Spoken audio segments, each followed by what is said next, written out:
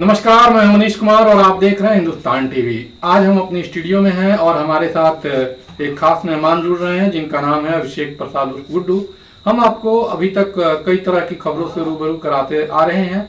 आज की एक विशेष कड़ी में हम आपके करियर को लेकर के एक वार्ता करने जा रहे हैं। आपको बता दें कि अभी कुछ दिनों में बीपीएससी का एग्जाम होने वाला है, तो इसी संदर्भ में हम बात करेंगे अभिषेक प्रसाद उर्फ गुड्डू जी से कि जो लगातार कई वर्षों से बीपीएससी के आप प्री और मेंस तक निकाल चुके हैं और लगातार यूपीएससी के भी परीक्षाओं में बैठते रहते हैं। इनके पास काफ़ी परीक्षाओं का अनुभव भी है, तो इनसे हम बात करते हैं और जानते हैं कि परीक्षार्थियों को इन परीक्षाओं के दौरान क्या क्या तैयारियां करनी चाहिए। सबसे पहले आपका स्वागत हमारे चैनल में। धन्यवाद। आपके चैनल के जितने भी दर्शक हमको देख रहे हैं उनको भी धन्यवाद और विशेषकर मनीष बाबू आपको भी धन्यवाद।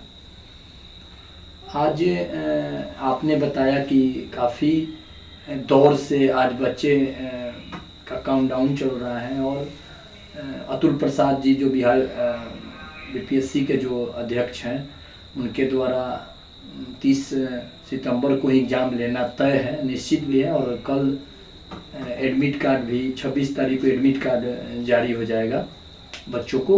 और इस बार बहुत अच्छा अतुल प्रसाद जी जो बिहार लोक सेवा आयोग के जो अध्यक्ष हैं बहुत ही छात्रों के लिए सहूलियत दिए हैं और सीमावर्ती जिले में ही सेंटर गया है। तो इससे पहले काफ़ी बच्चों को दूर जाना पड़ता था, किसी को किशनगंज, किसी को गया, किसी को मधेपुरा, किसी को खगड़िया, किसी को बक्सर, आरा इत्यादि जगह पर जाना पड़ता था।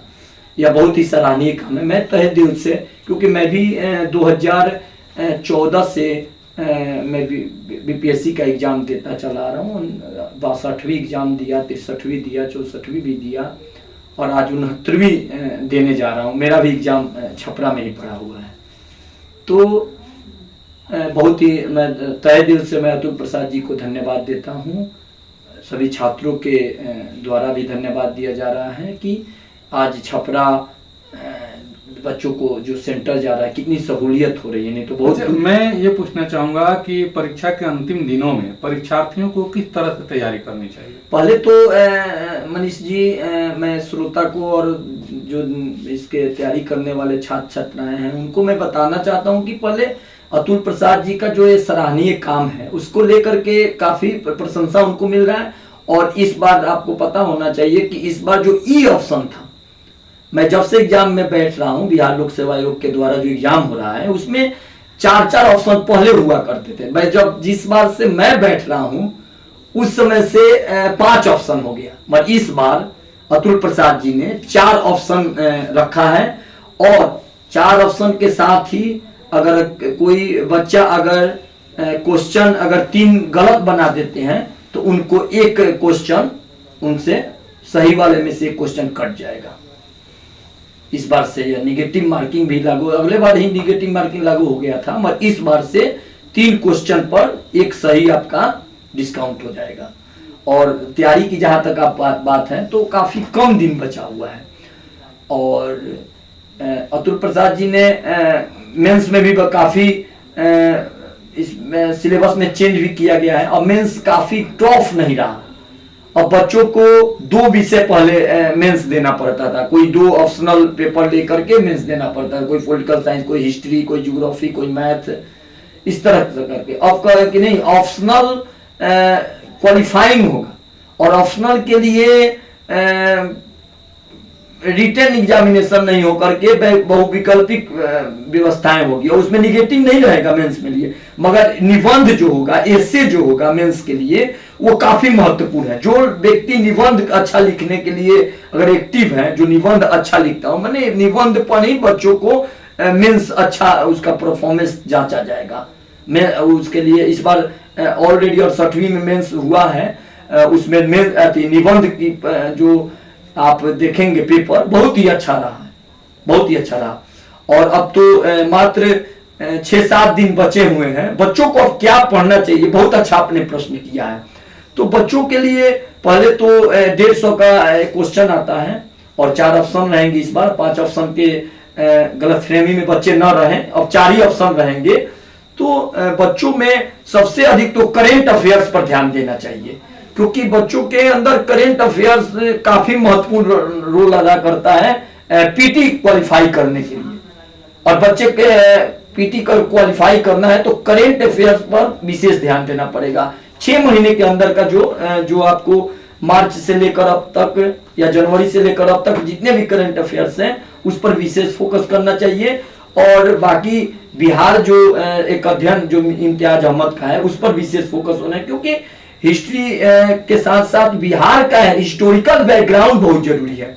जैसे बिहार के आप साक्षरता दर देख सकते हैं, बिहार के किस पद पर कौन विभाग के कौन मंत्री हैं, क्या क्या योजनाएं चल रही है, बिहार सरकार की प्रमुख योजनाएं कौन कौन सी है, जिसमें मैं बता देना चाहता हूं कि बिहार के जैसे 7 निश्चय 2 जो चल रहा है उस पर विशेष क्वेश्चन आ सकते हैं। और जितने भी ऐतिहासिक स्थल हैं जैसे सासाराम हुआ, चाहे वो वीर कुंवर सिंह हुए, पीरली साहब हुए, चाहे वह बिहार की जो देश के अंदर जो एक अपना प्रथम स्थापित कर, जैसे इथेनॉल जो फैक्ट्री बैठी हुई है उसको जीआई टैग जिसको मिला हुआ है, लीची पर है, बहुत ऐसे आम पर है, जर्दा आम पर भी मिला हुआ है, पान पे भी मिला हुआ है, तो उस पर भी फोकस करना चाहिए। और 1857 का सिपाही विद्रोह में वीर कुंवर सिंह और पीरली साहब पर विशेष ध्यान देना चाहिए। और साक्षरता दर, बिहार के प्रमुख उद्यान अभ्यारण्य, उसके बाद से बिहार की प्रमुख घटनाएं उस पर भी ध्यान देना चाहिए। और करेंट अफेयर्स पर राष्ट्रीय अंतर्राष्ट्रीय के साथ साथ बिहार स्पेशल करेंट पर ज्यादा फोकस करना चाहिए। जो विधेयक आ रहे हैं वैसे वैसे क्वेश्चन जुड़े रहते हैं। और अभी जरूरत है कि जो पढ़े हैं बच्चे उसको सरसरी नजरों से देखें और ज्यादा फोकस करेंट पर ध्यान देना है, इकोनॉमिकल करेंट पर भी ध्यान देना है। जैसे चंद्रयान अब 3 आपने देख रहा है, बहुत काफी जोर शोर से चंद्रयान 3 जो लॉन्च किया है, जो देश के लिए बहुत ही देश का पूरे अंतर्राष्ट्रीय स्तर पर जो भारत की ख्याति मिली है वो तो काफी काबिले तारीफ है। और इसके लिए जो इसरो के अभी वर्तमान में जो अध्यक्ष हैं एस स्वामीनाथन, उनका मैं धन्यवाद देता हूँ। के सिवान इसके पहले थे और बहुत ही मैंने सराहनीय काम है। अंत में मैं आपसे जानना चाहूंगा कि परीक्षा को लेकर के क्या सलाह देंगे, किस तरह से वे अंतिम घड़ी में वो अपने आप को संयमित रहते हुए कम समय का ज्यादा से ज्यादा उपयोग करके कैसे परीक्षा के लिए तैयारी कर सकते हैं। अंत में एक छोटे मैसेज के साथ आप साक्षात्कार को खत्म करेंगे। देखिए, सबसे बड़ी बात है कि आज बीपीएससी का जो सिलेबस के बारे में चर्चा की गई, प्रतियोगी छात्रों के जो संदेश देने की बात है, तो सबसे पहले तो मैं उन छात्रों को जो इस बार प्रथम बार जो बच्चे इस परीक्षा में शामिल होने जा रहे हैं उनके लिए विशेषकर मैं कहना चाहता हूं कि यह धैर्य की परीक्षाएं होती हैं। जो पहले से ऑलरेडी जो देते चले आ रहे हैं वो तो काफी अनुभवी हो जाते हैं, उनको प्रश्न पत्रों की जो प्राकृतिक पूछने की जो तौर तरीके हैं वह से अवगत हो चुके हैं। और जो वर्तमान परिप्रेक्ष्य में जो नए प्रतियोगी जो छात्र हैं जो इस बार 69वीं में शामिल होना जा रहे हैं उनके लिए मैं विशेष रूप से मैं कहना चाहता हूं कि यह धैर्य की परीक्षा होती है। काफी संयमित रूप से, कोई तनाव मुक्त रह करके पूरे खुशनुमा माहौल में जब परीक्षा हॉल में जाए तो पूरे खुशनुमा माहौल में उसमें शामिल हो। और शामिल होने के बाद से पूरे ध्यान पूर्वक पहले प्रश्न पत्रों को पढ़ेंगे, क्योंकि प्रश्न पत्र की जो प्राकृतिक जो पैटर्न होता है वो चारों ऑप्शन आपको सही लगेंगे। जरूरत है कि उसमें कुरेद करके जो वास्तविक जो सही है उस पर चिंतन करके उसको ओएमआर शीट में रंगने की जरूरत होती है। मगर चारों ऑप्शन बहुत टफ होते हैं, क्योंकि यह बिहार दरोगा और तरह से मिलते जुलते, हाँ मिलते जुलते हैं और काफी थोड़े से, जैसे S Swaminathan, B Swaminathan, D Swaminathan, Y Swaminathan, ऐसे दे देगा। स्वामीनाथन तो है ही, मगर वाई बी एस करके ऐसे घुमा देगा। तो स्वामीनाथन के बारे में पढ़े, मगर एस स्वामीनाथन के बाद है कि एस स्वामीनाथन सही है। अब इस पर जरूरत है, जैसे पूछ देता है कि संविधान सभा के सदस्य कौन थे, संविधान सभा के सदस्य कौन थे, तो उसमें अंबेडकर जी का भी नाम दिया जाए, राजेंद्र बाबू का नाम दिया जाए, सत्येंद्र सिन्हा का नाम दे दिया जाए, और उसमें ऑप्शन में इनमें से दो से अधिक भी दे दिया जाए। तो इस तरह से क्वेश्चन कूट में भी दे देता है कि कथन ए का कथन ए सही है कि कथन बी सही है, इस तरह से कूट भी दे दिया जाता है कि इनमें से 2 सही है कि इनमें से कोई सही नहीं है।